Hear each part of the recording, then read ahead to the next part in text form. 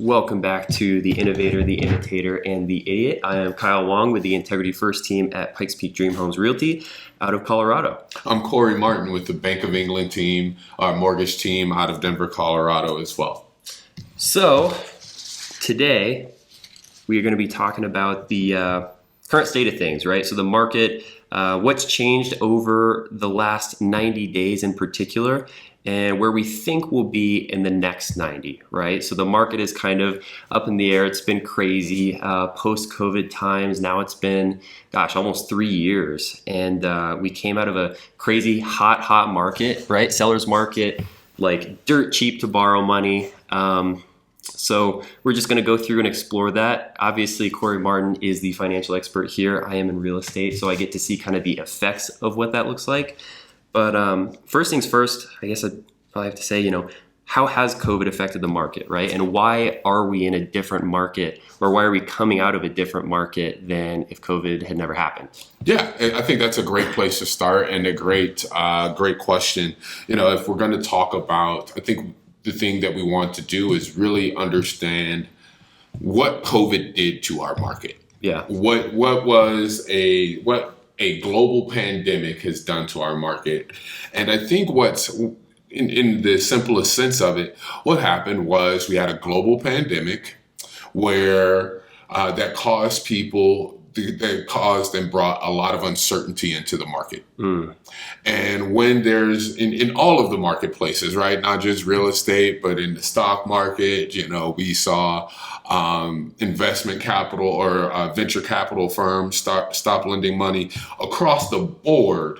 We saw the market dry up dry up as a result of COVID, as a result of the uncertainty that came from COVID. And so what happened was we had the Fed, the Federal Reserve, make a decision to lower interest rates in order to incentivize consumers to spend money in the market. Does that make sense to you? Yeah. So here we have pre-COVID, interest rates were a little bit higher, and we wanted to, and then COVID happens. And so people are not spending the same amount of money. They're not looking to purchase homes at the same rate, all of those things. And so our government said they're going to lower interest rates, and that is the dirt cheap money that Kyle was referring to. And from there, we get a much hotter market.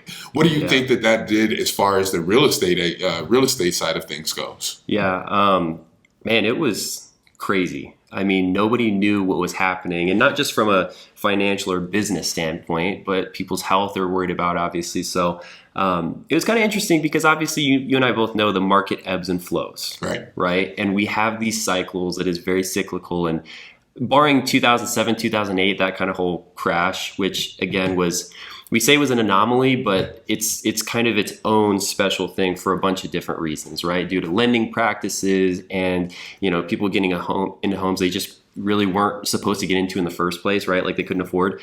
But COVID was a completely different kind of animal because it was an unforeseen external circumstance. So it's not like a cyclical, the Fed did this or consumers did this or the market did that. It was a virus that came out, right, that happened and affected everybody.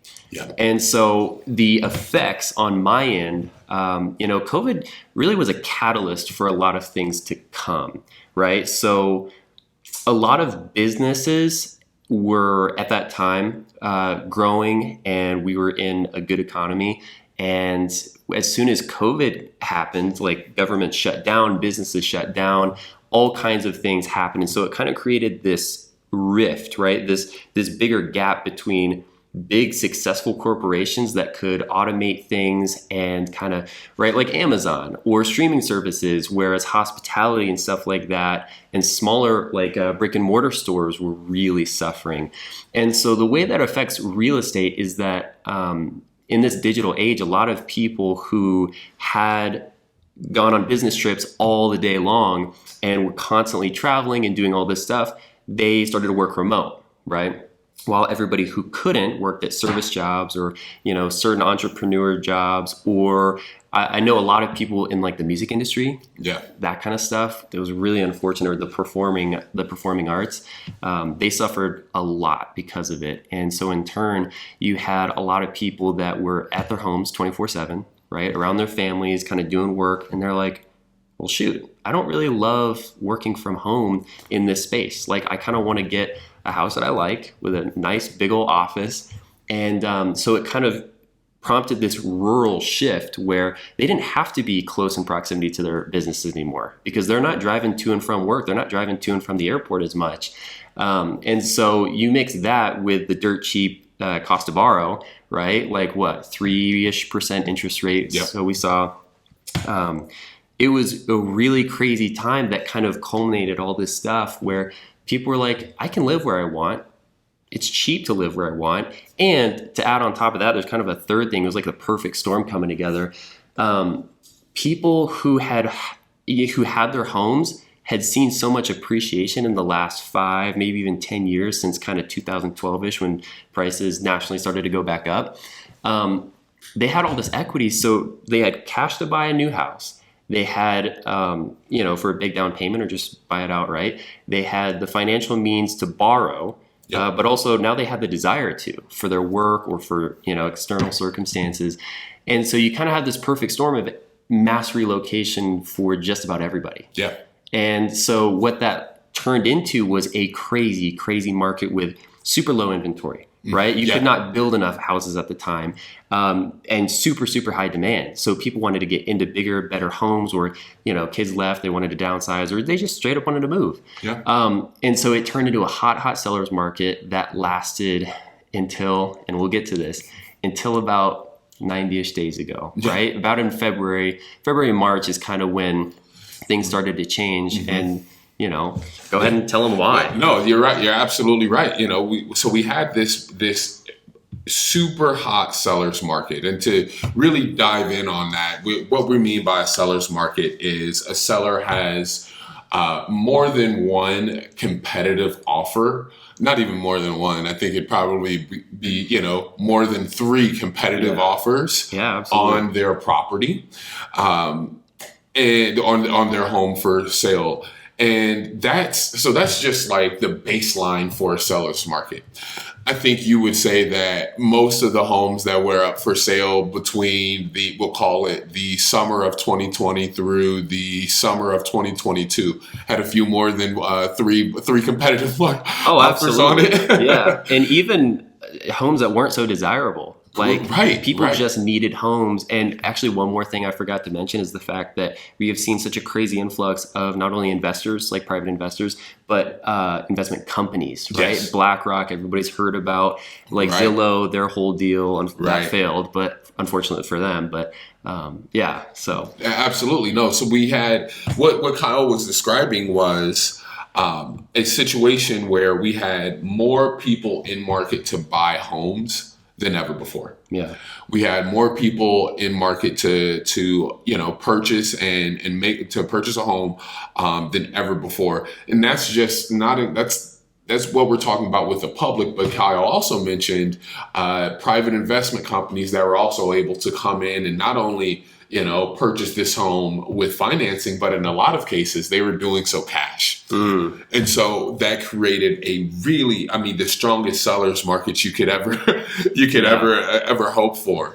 And so with that, things were, we saw an incredible amount of buyers in market, even throughout the winter months. Here in Colorado, we really see our volume and our inventory increase from spring to fall. It peaks in the summer, then drops off at around fall. And that's just particular due to the obvious, seasonality of, hey, people don't like to move when they are when their kids are in school, but also people don't like to move when it's snowing outside. Right. And pair that with the fact that we've got so much military presence in Colorado. They actually typically always PCS during the summer months. So that's another reason why it's just crazy. Exactly. So we had we had basically a 2-year long summer. Where inventory didn't matter if you were if it was the winter months or not, or if you had a loved one that was that maybe going off for duty or coming back off duty. We just saw that many transactions. And then in 2022, we saw the Federal Reserve say, hold on, guys, the inflation is too high.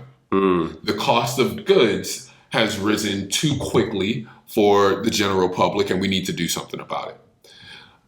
So what the Federal Reserve did was they decided that they would increase interest rates. Yeah. This was about March of 2022, February, March of 2022. Yeah. And then they decided that wasn't enough. Let's go harder. Yeah. So they hiked them up again.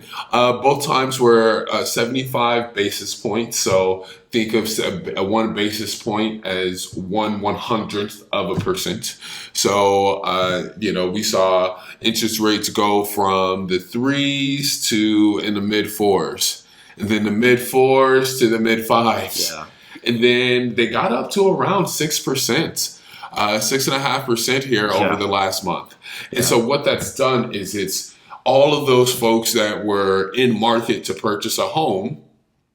It has, if you were approved to purchase a home at $450,000 with a 4.5% interest rate, then now when your interest rates go up to 5.5%, you're not able to purchase that same for $450,000 house. Yeah. Because your buying power isn't the same. And so what's happened is the amount of people that were in market to purchase has dropped off dramatically. Yeah, and don't let anybody fool you either, viewers, because I know a lot of people that were like, "Oh, it's craziness! Like this is so unheard of," and it's not. It was not a secret. Everybody knew that the Fed was going to effectively raise interest rates, and it shouldn't have been a surprise. Right, especially for us in the industry, even though people like to say it was. Yeah. But yeah, like Corey was saying, it majorly affects the buyer's affordability in a home. And so what happened was people that were pre-approved for a set amount in January. Yeah. Come the end of February, beginning of March, all of a sudden it's a little different, right? Especially now. And so we say 90 days because that matters a lot, right? Because for me personally, you would normally run comps, like when you're going to sell a house, you want to price within a certain range, right? And you go off, you used to be able to go off 90 days, and then kind of during COVID time, it was crazy. So you kind of want to go off what was done in the last 60 days or something like that. Now, you don't even want to go off more than 2 weeks. Yeah. And the reason being is because the market from 2 weeks, 3 weeks, 6 weeks, 90 days ago is completely different. Correct. So, in that change, you kind of see houses sit on the market, right? An increase in inventory, and quite a bit lower demand because those buyers that were pre-approved for a certain amount can no longer afford it. Yep. Right. So whereas you had 5, let's say, that were potentially interested in your home, now you maybe have 1 or 2. Right. But pair that with the fact that, now you have another house down the street and another house down the street that are up for sale at the same time. You're kind of just shifting. If there's a spectrum, you're kind of just shifting from a hot seller's market more over to a more normal market. And we're almost getting to the point where it's nearly a buyer's market. Correct. Right? Correct. Yeah. So over the last 90 days, what we've seen is interest rates go up quite a bit. And then we've seen a ton of the market be priced out. And so what's happened is and that coupled with the fact that it's summer means that we've had more inventory more homes available on market than we've had over the last 2 years. And they've been sitting on the market longer. Yeah. Due to interest rates, due to just the fact that it's summer and more people are listing their home for sale, we've had houses sit on the market for a longer period of time. And when we have a home sit on the market for a longer period of time, people get itchy. Yeah. People get antsy. I know myself, I was trying to sell an Oculus on Facebook Marketplace, And if it didn't sell by the third day, so I listed it on eBay. I just when you're trying to sell things, you want to get it out of there quickly. And so what's happened is we've seen sellers that, oh man, my home has been on the market for 30 days. My son's baseball coach, when he listed his home a year ago, it was sold within a week and for cash. And so folks are getting antsy. And so now we've seen two things happen in the market that we hadn't seen over the last 2 years. Yeah. We've seen seller concessions and price reductions. A seller concession is when a person lists their home for sale, and as a part of the incentivization, oh man, just butchered that one. They want to, as part of their reasoning to get you to put an offer in on a home, they will offer you X amount of dollars back at closing to maybe buy down your interest rate, or to cut out some of the closing costs. Things like that, maybe to buy down the mortgage insurance, whatever the case may be. We've also seen price reductions as well. As far as those two things goes that we're seeing sellers do, what are you seeing that is more helpful, or what are you seeing more often, and what do you think is more helpful to get people to the closing table? Well, like you said, I've seen a ton of price reductions and seller concessions, right? Email after email, listing after listing, like, price reduced, open house, $5,000 seller concession, which is really great for a lot of these buyers because, while it seems at the surface, right, it seems like a bad thing for buyers to be, in this position where, now all of a sudden, what you were approved for is no longer going to be viable, right? For what you're wanting, but it's actually a good thing because now you're not competing against all those cash offers, all those people that are a little bit more qualified. So you can actually kind of pick and choose because before, people would buy houses sight unseen. They'd buy them for way over, and the reason why it's actually kind of a dangerous thing to be in that market for too long is because you see some sort of not so wise or well thought out decisions, right? Because people just it's called buyer's fatigue. It's kind of what we've called it.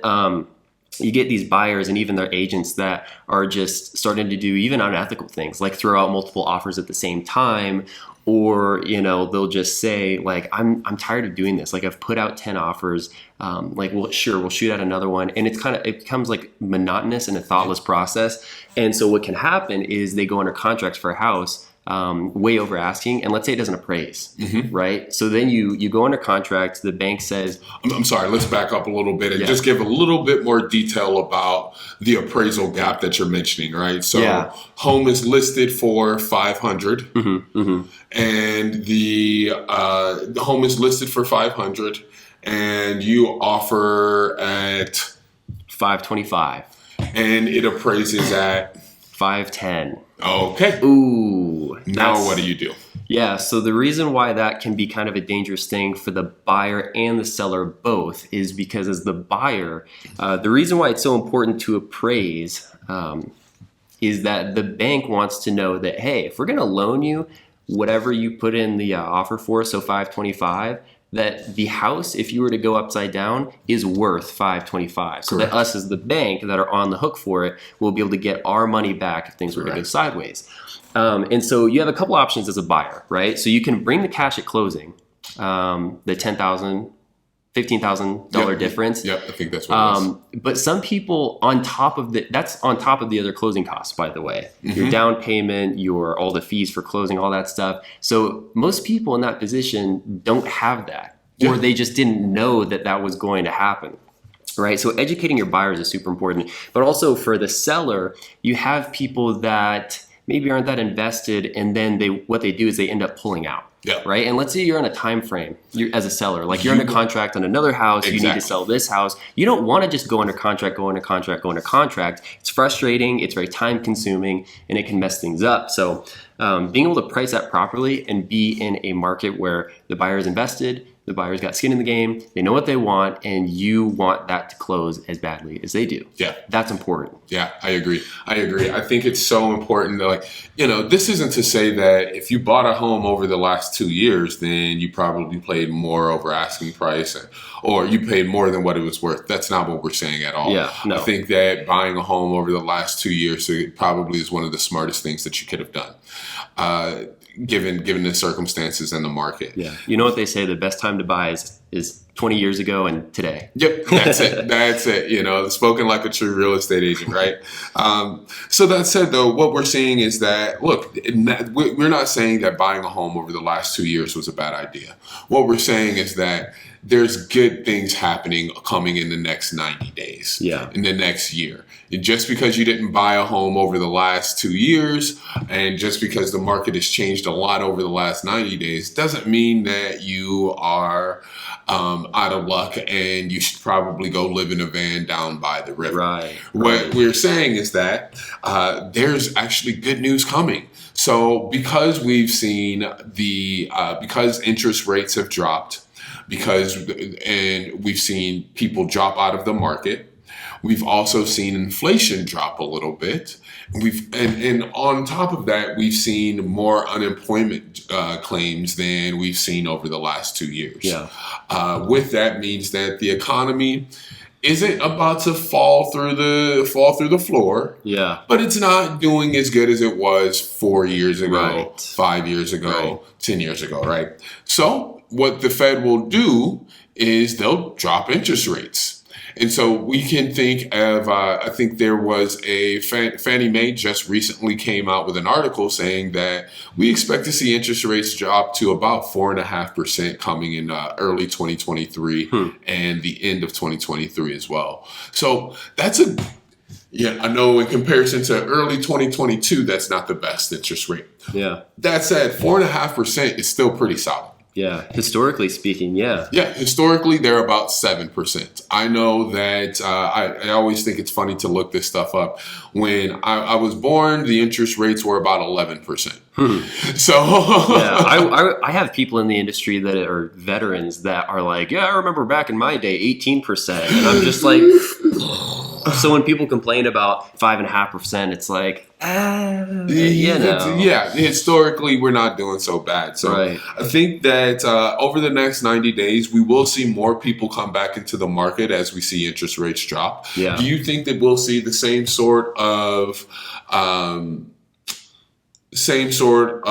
volatility and rise or same volatility and same competitiveness in the market as we see interest rates lower? Or do you think where do you see the market going from a real estate agent's perspective? Yeah, I mean, again, that's a tough question to answer, talking about future events. Yep. But I think a big part of it is, people buy when they want to buy. Right. And the biggest thing, and actually my experience, that affects people's buying is not even the numbers necessarily, right? For example, like obviously the interest rates are quite a bit higher than they were 6 months ago, but it's actually the perception. Yeah. So you hear a lot of, Fox News, CNN, like this, that, whatever, housing crash coming, like the bubble's about to pop, all this stuff. And the truth is, I mean, anybody who trades stocks kind of knows this. I'm going to butcher this saying, but it's like something about buying before the hype, or buying the fear, right? That's kind of the purpose is when you are buying a home, you want to make sure that you're financially ready, obviously, and you want to make sure that you want to do it. Like, I shouldn't have to sell you the home, right? If you want to make that decision, I will assist you in every professional way possible. But it's people's perception. So people see these articles, like kind of these scary, like, oh my gosh, like what's going to happen if I'm going to be upside down by $500,000 if I buy this house today? And, obviously the numbers show that's just not true. Real estate, both commercial and residential, has been the best performing asset ever. Yep. And so, that being said, I guess with the future coming, I think we're just going to see people adjust their expectations, right? People are kind of, the general consumer, and understandably so, is usually behind the times probably about 4 to 6 months, yep. right? So when things happen, it takes about 4 to 6 months for them to kind of adjust their expectations and kind of change their thinking a little bit about the reality of what's happening. Yeah. So that's kind of my job. Your job as well. That's how we see it. Is we're educators, we're advisors. We present the facts and the data, and you make the decision. Yeah. And so with that, I think buyers are kind of starting to catch up to the idea, like, whoa, it's not. And by the way, we are going into a recession. I know it's such a big, scary thing, but it shouldn't be. Buying during a recession is the time to buy. Right. We all know this, but and especially during an inflationary period, you're kind of hedging against that inflation. Yeah. If you think about it. So I see people warming up to it and buyers becoming more active over the next 3 to 6 months. Regardless of where interest rates end up, unless it's crazy, crazy high. And sellers adjusting their expectations to like, okay, I can't, if my home really should be listed at 615, I'm not going to list it at 700, because you still see people do that. You still see agents recommend that, which is crazy because that's just outdated. So as people catch up to the facts, as people catch up to the reality of where the market is, I think we'll see a more realistic shift reflecting what's actually going on, as opposed to people's kind of scared mentality of like, I want to list high because I need, what I would have gotten 6 months ago. And then, oh man, like I can't buy right now because the bottom's going to fall out. Yeah. Right. So that's what I think. No, that makes total sense. I think that what you've done is you've perfectly framed some of the real ideals behind our podcast. I think that, when you say, look, it's not necessarily so much about what the interest rates are, what the number is specifically. It's about the perception. Right. That comes to the masses. Listen to the masses. People listen to each other, and that really informs their decision. And so I think that if you are a consumer listening to this podcast, whether you're a home seller or potentially a home buyer, I think it's really, really important to gather your own research, do your own independent research. Yeah. Not only is it just listening to some of the financial television networks, but it's also listening to some of your local professionals. Absolutely. And, I think at the end of the day, in every market, in every scenario, there's always going to be 3 people. There's going to be the innovator, the imitator, and the idiot. Yeah. I'm Corey Martin with Bank of England Mortgage here in Denver, Colorado. If you have any questions about personal finance or real estate financing in general, please don't hesitate to reach out to me on Facebook at Corey Martin or on Instagram at Mortgage Consultant 5280. Yeah. And I'm Kyle Wong with the Integrity First team at Pikes Peak Dream Homes Realty. If you have got any questions regarding real estate, please don't hesitate to reach out. You can find me on Instagram at Realtor Wong. Thanks, guys. Thanks.